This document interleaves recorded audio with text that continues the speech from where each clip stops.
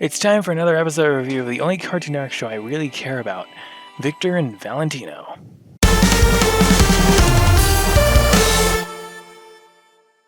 Victor and Valentino episode 11 is titled The Dark Room, which sounds particularly spooky and brooding, and due to that, almost fitting for this show, though they've shied away from deeper story-driven elements on the show so far.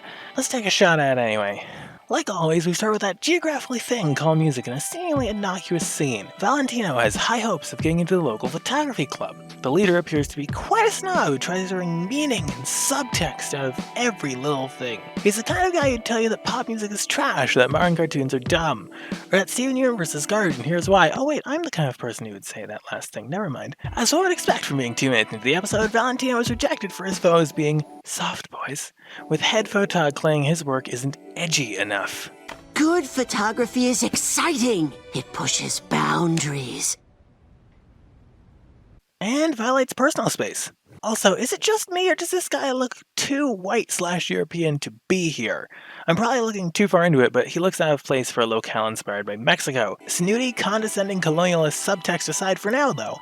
Valentino's search for the inspiration to create thought-provoking high art leads him to Don Jalapenos, where the Don himself butts in when Val considers capturing the legendary Chupacabra. Well, a photo of it, anyway. The Don unveils his nicely kept Journal 6, and his mispronunciation of macabre, another point for not pronouncing the last syllable, which gives sufficient fuel for the second half of the episode. A few attempts at luring him out later. Who's a little lamby? Okay, a goat, but that ruins the Gravity Falls analogies I'm doing here. And we have our man, perhaps at the expense of another. Into the caves we go, and after a potential severed arm that first feels like an animation mistake, we discover that the Chupacabra is just a misunderstood loner who's a fellow artist and hates the attention of being a mythical beast. Oh, that's such a relief. The ordeal inspires Vic to start his own photography club, which shows up the snobby douche from the start of the episode. Feels like a long way to get to such a sappy and predictable ending, honestly. But then again, Cartoon Network as a whole is just a collection of underachieving shows right now, so maybe it fits that their least underachieving show has a dull moment. It does make me wonder about how the show will fare long term. It started off relatively well, but the past few episodes have been letdowns creatively. They use novel means to arrive at decidedly well-treaded moral ends, and I don't feel that cuts it. Where's the meaning? Where's the suffering? Where's the art?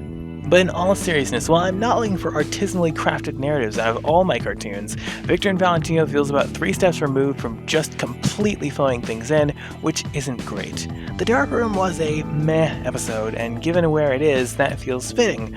Only Cartoon Network could turn a myth as interesting as the Chupacabra, not to mention sprinkles of Gravity Falls, into a letdown. While you're around here, maybe you should check out my other videos on Victor and Valentino, and don't forget to subscribe for new videos in the world of TV every single week. I'm Benzie Johnson Jr., I'm enthusiastic about television, and I'll see you next time.